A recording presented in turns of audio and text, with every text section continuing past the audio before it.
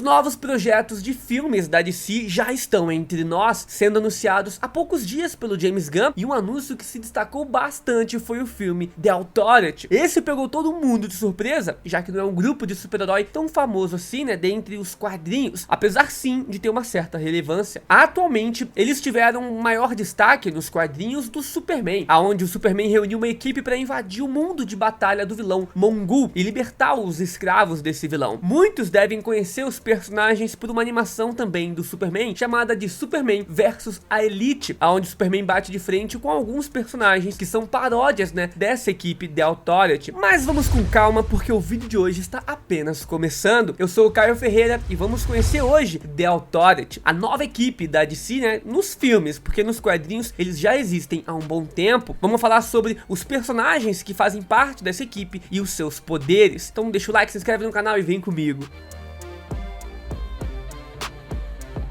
A origem. Esse grupo de personagens não surgiu, não foi criado pela DC Comics. Na verdade, eles são da Stormwrath, uma HQ publicada pela Wildstorm Comics. A equipe, que acabaria se tornando The Authority, começou como a equipe secreta Stormwrath Black, uma subdivisão da Stormwrath, né, por assim dizer. Por ser uma equipe secreta, eles atuavam em locais aonde a Stormwrath, né, não poderia atuar, no caso, a América. Mas em casos isolados, as duas equipes já lutaram unidas. Durante uma batalha contra os Xenomorfos, pois é, cara, isso aconteceu durante um crossover com o Alien. A maior parte da Stormwrath, dessa equipe, né, foi morta em batalha e a equipe acabou se dissolvendo. Os membros da Stormwrath Black decidiram por se manter juntos e formaram depois The Authority. A primeira ameaça que a equipe teve que lidar foi Kaizen Gomorrah, um ditador de um país fictício com o mesmo nome dele. Esse ditador enviou centenas de super soldados em diferentes locais do planeta com o objetivo de destruir tudo que tivesse pela frente. Isso para o Gomorrah deixar sua marca no mundo. Naquele momento, The Authority era a única equipe com capacidade de frustrar os planos desse ditador, então a equipe partiu para o combate. Foi nesse momento que a equipe de fato começou a se entrosar e perceberam que eles trabalhavam bem juntos. No fim, Kaizen Gomorrah terminou morto e isso fez cessar essa ameaça global. A equipe teve combates até mesmo em outros universos, onde eles precisariam ir em outra terra, derrotar o líder de um grupo de invasores planetários. Mas esse não foi o único ataque que eles sofreram, e logo no início do século 20 sofreram mais uma invasão no mesmo estilo. Então eles descobriram que esses seres que estavam atacando frequentemente a Terra eram arautos de algo maior, de algum ser maior, algo que originalmente havia criado, feito a Terra, portanto eram seus donos. Ele estava atacando porque ao longo de milhares de anos a Terra se tornou inabitável para ele, mas com as diversas mudanças climáticas e geológicas se tornou perfeita para a habitação dos seres humanos. Eles então conseguiram conter a ameaça e matar o criador da Terra, mas a custo da morte do líder da The Authority, dessa equipe, apesar que ele já iria morrer de qualquer forma, né? Mas eu deixo pra explicar isso quando eu for falar apenas dos personagens. A partir daí então o grupo passou a lidar com problemas maiores, ao invés apenas de bandidos e invasores planetários. Eles decidiram atacar o mal pela raiz, digamos assim. Eles começaram a destronar ditadores, impedir governos corruptos, impedir genocídios, tentando ao máximo fazer do mundo um lugar melhor, da maneira deles. A equipe se tornou inclusive mais pública, aparecendo até mesmo na televisão e concedendo entrevistas. Mas as coisas começaram a fugir um pouco do controle. Depois que Deus voltou e tentou refazer a Terra, parece que o planeta ficou assustado e reagiu trazendo inúmeras catástrofes naturais como forma de se proteger. Então as placas tectônicas se rasgaram, maremotos do tamanho de cidades nunca visto antes e vulcões surgindo do nada, cara, se tornaram coisas do cotidiano. Pois é, esse universo da Wildstorm Comics é sinistro, cara. Mas bem, The Authority então conseguiu ir deter a destruição global com a ajuda de um antigo vilão, com poderes de moldar a realidade. Mas bem, pelo visto, então vocês estão entendendo um pouquinho como que essa equipe funciona, e não é uma equipe de heróis assim muito convencional, sendo na verdade chamada até mesmo de anti-heróis, e não de heróis. Mas é claro que essa equipe tem muitas e muitas histórias lá no universo da Wildstorm Comics, mas vamos aqui pra parte que interessa, cara, a parte em que essa equipe acabou se fundindo com o universo da DC Comics. Após a compra da Wildstorm Comics pelos executivos da DC Comics, os dois universos agora coexistem de forma paralela, sendo que algumas vezes os heróis da DC iam parar ali no universo de The Authority. Uma dessas vezes foi quando o Capitão Átomo foi acidentalmente teletransportado para esse universo, com o corpo dele instável e perto de explodir. Lembrando que o corpo do Capitão Átomo é como uma armadura que contém a sua verdadeira forma de energia, e caso essa armadura rompa, ele acaba explodindo e acaba morrendo e levando tudo no caminho junto com ele. O personagem então encontrou The Authority e eles até mesmo tentaram ajudar o Capitão Átomo, mas após diversos fracassos, eles decidiram matá-lo e deter a ameaça iminente que seria sua explosão. No fim, acabou dando tudo certo e o Capitão Átomo voltou para o seu universo tradicional da DC Comics. Após depois do Flashpoint, quando o Flash tentou voltar no tempo e impedir a morte da sua própria mãe, teve ali uma interferência do Dr. Manhattan também, o multiverso se refez e os dois universos agora eram apenas um e não dois coexistindo. E como eu disse logo no início do vídeo, The Authority atualmente atua ao lado do Superman no mundo bélico, ou também no mundo de batalha, dependendo ali do quadrinho, para libertar os escravos feitos pelo Mongul. Acontece que nessa fase o Superman estava perdendo os seus poderes e sem a ajuda do Homem de Aço, a derrota dos heróis da Terra era certa. Alguns acabaram morrendo e outros foram escravizados, passando meses ali no local até que o Superman se recuperasse e no fim o bem vencesse.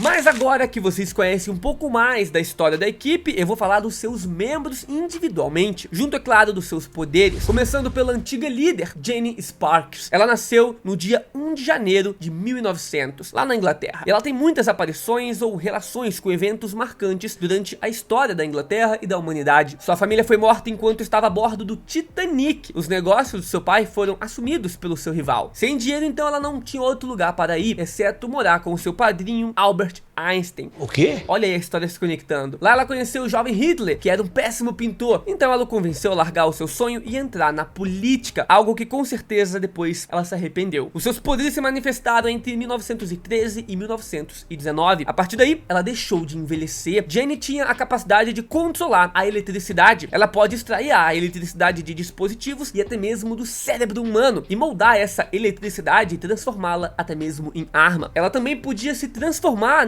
em eletricidade e se mover por dispositivos elétricos, sendo conhecida por subir na forma de corrente para o céu e cair no seu oponente como um raio, um trovão. Mas ela não pode gerar eletricidade e depende de meios externos para ter esse poder. Ela também é dita como um conceito e a representação do século XX. Por isso, com a chegada do século XXI, ela iria morrer para dar lugar a um novo espírito. Mas infelizmente ela morreu antes desse ciclo ser finalizado. Esse é um resumo da personagem, mas se vocês quiserem mais vídeos sobre ela, eu posso trazer aqui no canal. Seguindo com o próximo membro, da equipe The Authority, temos Jack Hanksmore. Após a morte da Jenny, ele se tornou o novo líder da equipe e aí levou a um novo patamar. Quando ele era criança, ele foi abduzido pelo que ele pensou ser uma raça de alienígenas. Só que ele estava enganado. Na verdade, era uma pessoa vinda do futuro que o estava preparando para salvar todo o planeta. E durante cada abdução, os seus órgãos eram removidos e trocados por tecnologias ainda desconhecidas, tecnologias do futuro. Só que esses procedimentos fizeram dele uma criatura meio humana, meio máquina, especificamente projetada para viver nas cidades. Isso permite então interagir com todas as cidades, casas, prédios, saber até mesmo como os moradores dessas casas se sentem. É um poder bem diferente, cara, mais interessante. Apesar disso, ele não pode sobreviver fora das cidades, mas em compensação ele pode se fundir com essas cidades inteiramente e formar, com essas cidades, robôs gigantes, tipo os Power Rangers. O cara conseguiu fazer um Megazord com a cidade de Tóquio, quando ele já tinha um pouco mais de experiência com os seus poderes. A sua criação foi inspirada no Homem-Aranha. Inclusive, os seus poderes comuns lembram bastante o Cabeça de Teia. Ele possui super força, super agilidade e pode também escalar as paredes graças às modificações dentro do seu corpo, aonde as suas mãos e os seus pés foram adaptados, para essas escaladas. Próxima integrante do The Authority temos Swift. A origem da Swift é um tanto confusa, sendo que ela tem duas origens assim bem aceitas. A primeira é que ela eclodiu de um ovo recuperado pela equipe Authority, que estava em posse dos nazistas em 1943. E tinha uma teoria ali de que, ao eclodir, esse ovo traria uma nova era de paz e harmonia a todo o planeta Terra. E a segunda origem também, que é a mais aceita na real dela, é que ela faz parte de um grupo de pessoas que recebeu seus poderes quando um asteroide passou pela Terra e acabou despertando esses poderes aí adormecidos na maioria da população. Antes dos seus poderes serem totalmente despertos, ela só tinha uma fileira de penas que fazia ela voar, tipo o anjo lá dos X-Men. Depois que os seus poderes reais emergiram, as suas asas cresceram, aumentaram também a sua velocidade de voo e teve um aumento também significativo na sua força física. Os seus membros também se transformaram em garras e tinha também agora sentidos aprimorados. Ela também recebeu poderes mágicos do Doutor, que é um outro personagem que a fizeram um dos seres mais poderosos desse universo, né, do universo de Deltorid. Mas eu preciso falar do outro personagem antes de vocês entenderem certinho o porquê que ela ficou muito poderosa. Mas bem, esse é um pouquinho da personagem, ela ainda é um mistério. Seguido então temos Doutor, né, que temos que falar dele também. O Doutor não é um personagem em si, na verdade é um título, e toda vez que o Doutor morre, os seus poderes e conhecimentos passam para um próximo Doutor, um próximo portador desses poderes. O primeiro Doutor que a gente conhece fazia parte de uma outra equipe de super-heróis desse universo chamada de The Changers, e eles tinham o mesmo objetivo da Deltorid, porém eles não eram tão heróicos e eram mais vistos como vilões em certas ocasiões. Tudo bem que Deltorid também é bem visto como vilões em algumas situações, mas bem, esse Doutor, ele foi morto por um míssil e ainda é visto no Jardim da Memória Ancestral, onde os próximos Doutores vão receber orientações dos anteriores, né, bem no estilo Avatar, a Lenda de Aang. Outros Doutores, né, já apareceram na forma de Jesus, Einstein e Newton. O segundo Doutor era um personagem que decidiu liberar toda a sua fortuna por conta de estresse, gerenciar empresas multimilionárias, né, estava enlouquecendo o personagem ao ponto dele ser internado. Ao sair para comprar cigarros e se acalmar, ele acabou recebendo os poderes do Xamã Supremo. Ele recusou os poderes, mas ele não teve muitas opções, já que insistiu em dar para ele todo esse poder. Ele só aceitou os poderes após a Jenny, que eu citei lá no início, né, e pessoalmente o convencer a se juntar a essa equipe, aonde algum tempo depois ele também acabou sendo morto. O próximo Doutor se chamava de Habib. Ele era um homem bomba palestino que estava prestes a se matar ali até que os poderes chegaram até ele. Não sabemos muito sobre esse Doutor, mas uma das suas primeiras ações foi intermediar um acordo de paz entre todo o Oriente Médio e ajudou também nas batalhas ali ao lado dessa equipe da Authority ali com outros heróis. Cada Doutor tem o conhecimento e as habilidades combinadas de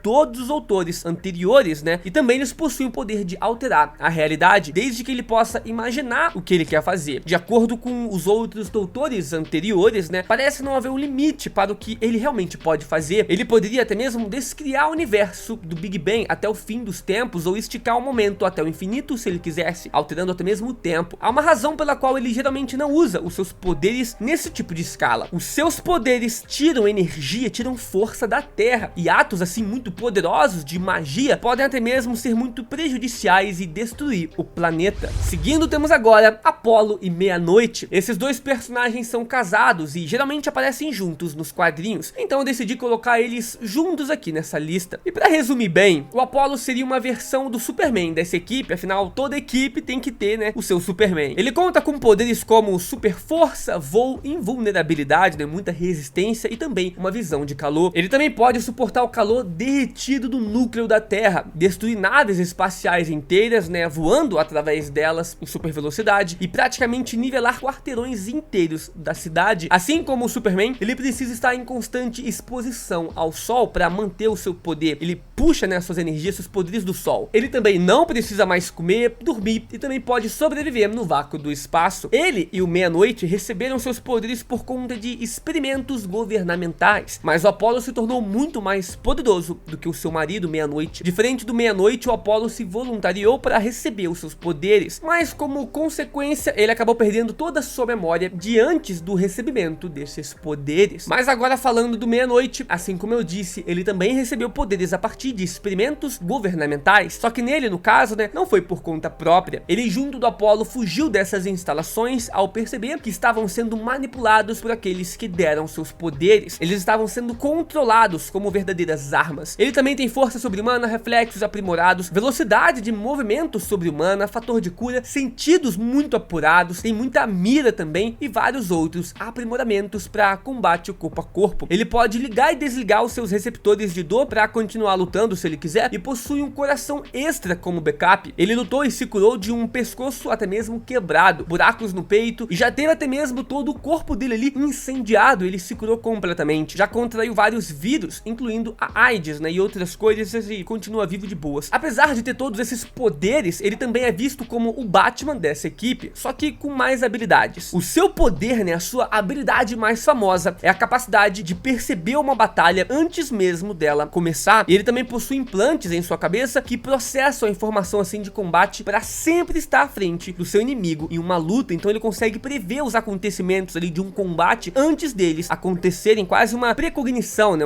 consegue ver o futuro. E isso, é claro, é só uma parte do que ele realmente pode fazer. Eu poderia ficar o dia todo aqui listando suas habilidades. Ele pode não ser tão forte quanto o Apollo, mas com certeza ele não é nem um pouco fraco. É um dos membros mais importantes da equipe, um dos que mais aparecem. Temos também a Maquinista. Angela é a segunda a adotar esse nome de Maquinista, né? Esse nome antes era pertencente ao Maquinista, que foi morto por uma bomba lançada na equipe dos Challengers, né? Ele fazia parte dessa equipe. Ela então era a filha mais nova de 7 filhos e nasceu lá no Queens. Ela tem um intelecto nível gênio e é obcecada por super-heróis. Quando o Maquinista foi morto, ele passou todo o seu trabalho para o computador da Angela, que usou essas informações para fundir o seu corpo também com nanotecnologia, né? Inclusive substituindo grande parte do seu sangue com metal e tecnologia, ganhando poderes nesse processo. Ela pode agora reordenar a matéria em torno dela, criando o que ela quiser. Ela utiliza essa habilidade para geralmente criar armas durante ali as batalhas. Ela também pode criar clones dela própria, campo de força, né, de energia, tempestades elétricas. Ela consegue espalhar vírus orgânicos ou tecnológicos, cultivar órgãos, viajar no tempo e muitos outros feitos que parecem estar limitados apenas pela sua imaginação. A personagem é muito poderosa. Graças à sua pele de metal, ela se tornou super resistente. Também pode voar, tem fator de cura absurdo, consegue se regenerar de praticamente tudo. Ela também possui todas as informações disponíveis na internet, é tipo um supercomputador. Com isso, ela é sem dúvidas o membro mais poderoso e inteligente da equipe. Não podemos esquecer da Balsa, que é a nave de operações da equipe. Olha que legal, é uma nave espacial viva, senciente, que está ali a 35 milhas de altura, 50 milhas de comprimento, 2 milhas de largura, e convertendo isso para quilômetros seria tipo 56 quilômetros de altura, 80 quilômetros de comprimento e possui 3 quilômetros de altura. Isso se eu fizer a conversão certinho aqui, deixei anotado para vocês. A Balsa existe fora do espaço e do tempo. Ela pode até mesmo atravessar a Sangria, que é o espaço entre os multiversos, e serve também como um teletransportador da equipe. Mas como eu falei, ela entra na lista porque ela também está viva e faz parte de The Authority. Mas é isso, meus queridos. Apesar de não ser uma equipe tão conhecida assim, ela é muito influente tanto para DC Comics até mesmo quanto para Marvel. Graças à existência de The Authority, a Marvel criou um universo alternativo chamado de Supremos, que tem a mesma pegada dos quadrinhos de The Authority. E os Supremos também foram a base ali dos filmes dos Vingadores no cinema. Então, querendo ou não, os responsáveis pela existência do MCU como a gente conhece hoje estão na editora rival da DC Comics. Então é isso. Se quiser saber mais sobre The Authority ou as novas produções da DC Comics, se inscreve aqui no canal que eu vou trazer mais vídeos para vocês.